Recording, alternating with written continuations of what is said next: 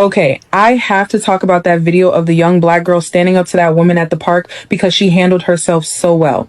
First of all, I'm saving that video to show my daughter. Not because of the yelling, but because of how that young girl started the conversation. She was respectful. She explained what happened. She kept saying, ma'am. She wasn't being reckless. She was responding to a situation where an unsupervised child was bothering them, and she calmly pointed that out. And instead of taking accountability, the woman got defensive. When she realized a 3-year-old had just logically called out the situation, she escalated, stepping into a child's space, telling them to stop recording. That's not how adults handle conflict. Recording protects everybody. If you're confident in your behavior, a camera shouldn't bother you. The girl who kept filming, good job.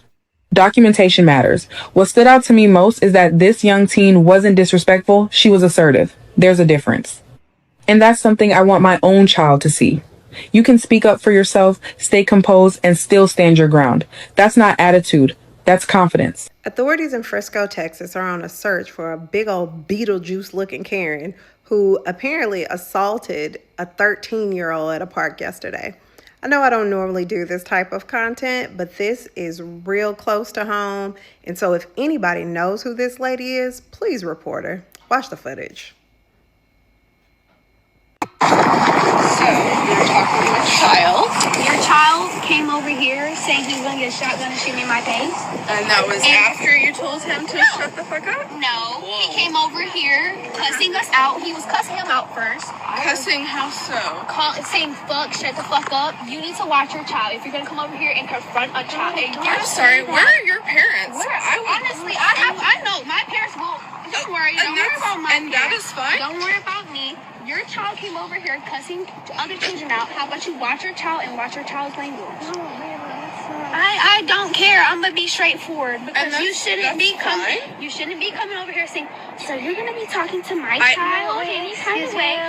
Your child. I'm sorry. I need to know your parents, and I need to know the phone number so we can have a conversation because clearly you don't understand how. I'm sorry. How old are you?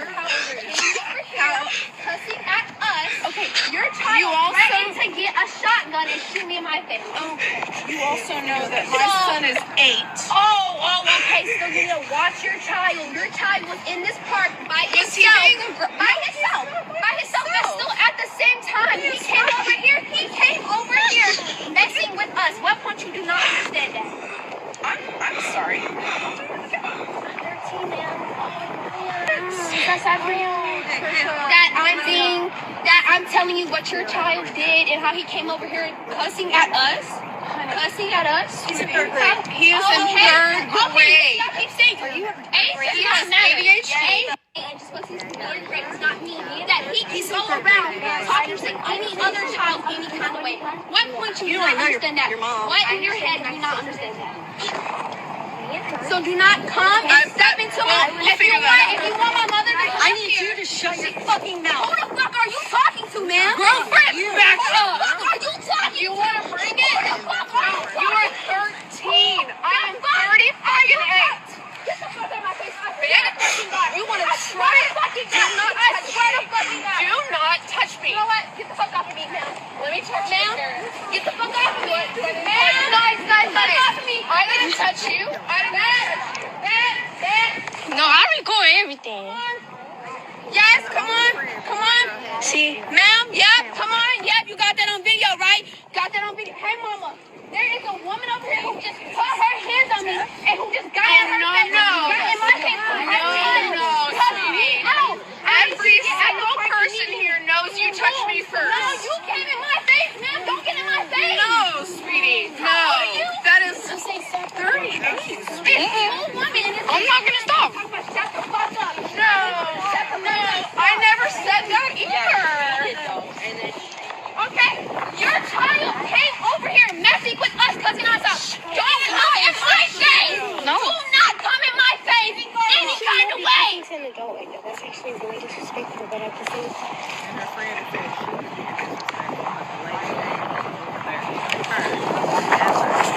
I don't care. Y'all keep saying that. That lady does not come in my face any kind of way. What point you gotta not understand that? What?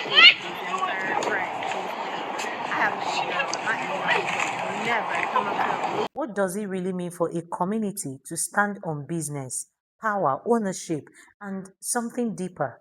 There is a phrase that has been circulating more and more lately, stand on business. But what does that really mean for Black Americans today, especially for people who identify as foundational Black Americans, often called the FBAs? Is it about economic power, community unity, accountability, or something deeper about protecting community interest and long-term stability? So in this video, we are breaking down what standing on business actually means, why this conversation is growing right now, and what lessons people believe can be taken from this. So I want you to share your thoughts respectfully in the comment section, and don't forget to like, subscribe, and hit the notification bell so you never miss a conversation like this. And for disclaimers, this is for educational purposes and awareness. It is not meant to hate or discriminate against anyone. The goal is to discuss real challenges and perspectives openly and respectfully.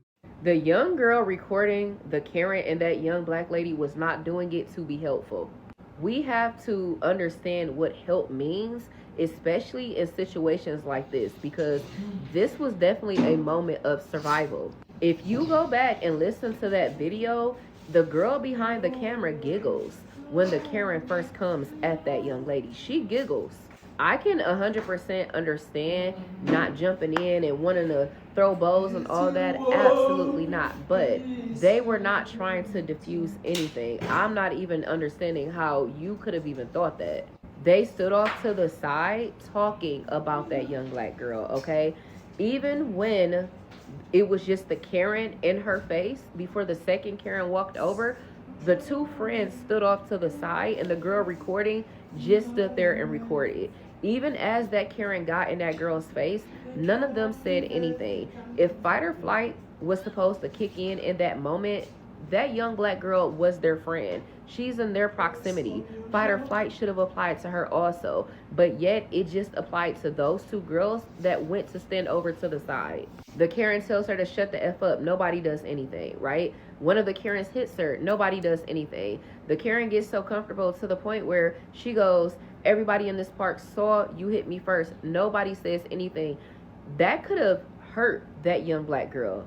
We understand that, right? She could have went to jail. She could have been harmed. She really could have been injured. They were not helping her. That is not help, because while we see this video now, the girl recording did not do it to help the girl out initially. I heard was, Ma, this lady put her hands on me. And I said, what? I was cooking. I literally left. And when she said put hands on me, I said, hey, shut up. Stop arguing with her, because I can hear her in the background. I said, I got this. Stop arguing with her. And I was literally picking keys up, shoes on. I left my food on the counter, because for her to say somebody put their hands on her and I'm not there, that enraged me. But to get there to the park and see the video and actually see what that woman did to my child, I don't have words for the amount of rage that I felt that day. You saw the video at the park. They showed you the video. And I got there. By the time I got there, my baby was crying. Like, broke down in tears, crying.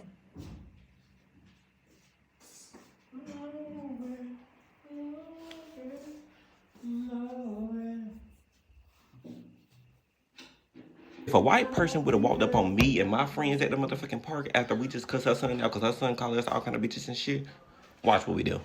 No, because we was real mannish and shit back then. Like, oh, we jumping her. Yeah, we taking her through there. And then as soon as the lady started walking up, the kids started to run away. Bitch, we would have been jumping her. As soon as she would have started, you getting in my face, somebody coming from the side. I'm telling you, immediately somebody's coming, hitting her from the side. They knocking her to the floor. It ain't finna be too much pushing. It's not gonna be too much yelling either. We stomping you clean out, boo. Yeah, we're gonna teach you about everything you shouldn't have did. Yes, God, honey. Why would you dare walk up on the child? And the child was so fucking respectful. She had so much composure about herself. That was admirable, right? I would have whooped that ass till thy kingdom came back. Just God today, my God on today. Yeah. I would have whooped that ass. Too bad. No, too bad. You get what I mean? So it is what it is. At the end of the day, conversations like this reflect a broader questions about how community defines strength and progress in today's world. For many people, standing on business isn't just a slogan, it represents a mindset. It's about responsibility, discipline, and the belief that communities can build power through economic participation, unity, and long term thinking. For others, it means focusing on education, political engagement, and building institutions that create lasting opportunities. But regardless of the approach, the deeper conversation often comes back to the same core ideas like ownership, respect, accountability, and the ability to shape your own future. At the same time, this discussion can also spark debates. Different people have different ideas about what progress should look like and how communities can move forward. What matters most is that this conversation continue in a way that encourage reflection, learning, and constructive ideas. Because when a community begin thinking seriously about economic power, unity, and self-determination, this conversation can influence the future for generations. So the real question becomes, what does standing on business really mean to you? Share your thoughts in the comments respectfully and don't forget to like, subscribe, and turn on your notification bell so you never miss a conversation like this. See you in my next video.